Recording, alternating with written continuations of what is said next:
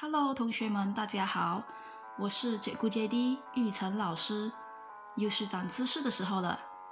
在这个影片里，老师会和同学们分享 Karangan SPM Peranan Ibu Bapak untuk mengurangkan stres atau tekanan dalam kalangan anak-anak 父母所扮演的角色以减轻孩子的压力。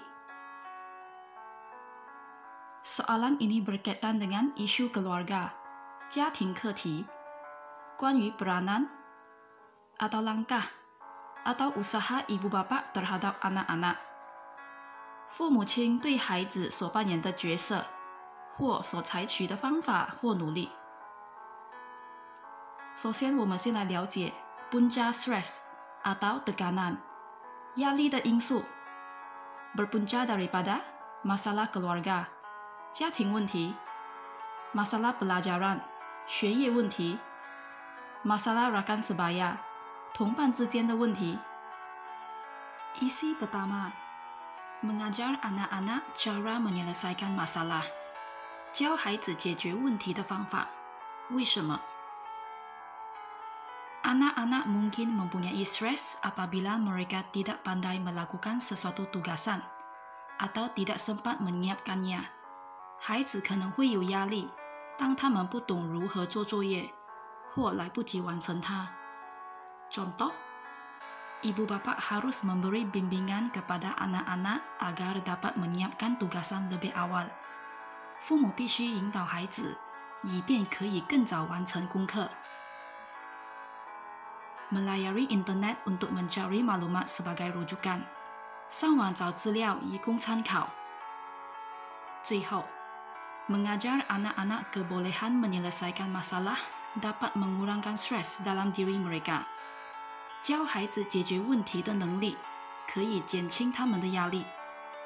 Isi kedua masa berehat yang mencukupi 充足的休息时间。为什么？ Ramai anak-anak tertakluk kepada aktiviti akademik co-curriculum di sekolah dan juga kelas tuition tambahan 很多孩子都要跟随学业学校的课外活动和额外的补习班。Anak-anak berasa letih setelah menghadiri aktiviti tersebut 出席这些活动过后孩子会感觉疲倦。Contoh membenarkan anak-anak tidur sekejap atau melakukan aktiviti kegemaran mereka seperti menonton television, membaca komik dan sebagainya 让孩子睡一会儿或去做他们喜欢的事情例如看电视阅读漫画等等。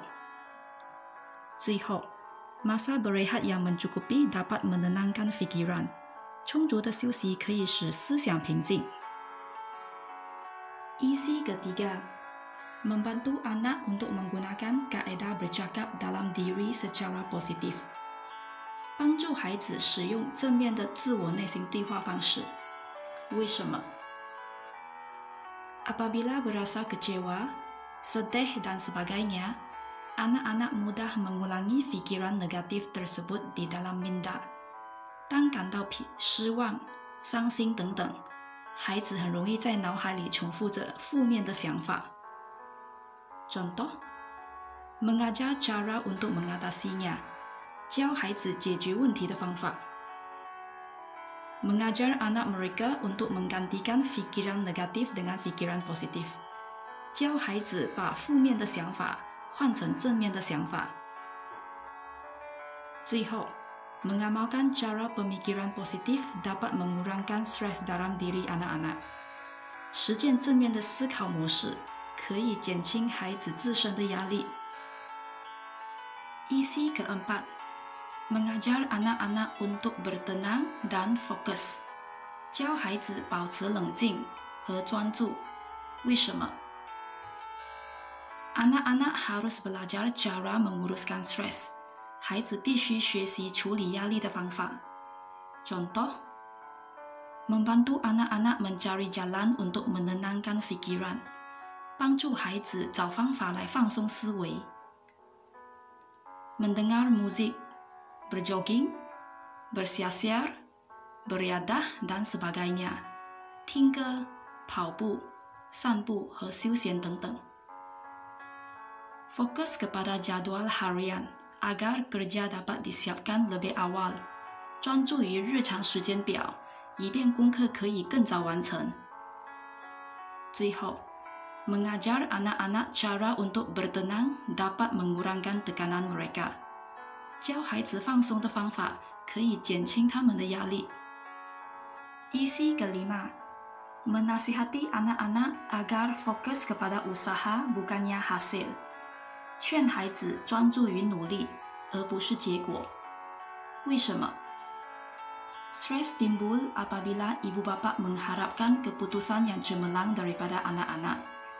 压力出现当父母希望孩子考取好成绩。Contoh, menggalakkan anak-anak untuk memperbaiki diri dan bukannya memarahi mereka。 鼓励孩子提升自己，而不是责备他们。Menasihati mereka bahwa kegagalan adalah sebahagian daripada lumrah hidup。 劝孩子，失败是正常生活中的一部分。Peribahasa, di mana ada kemajuan, di situ ada jalan。 有志者事竟成。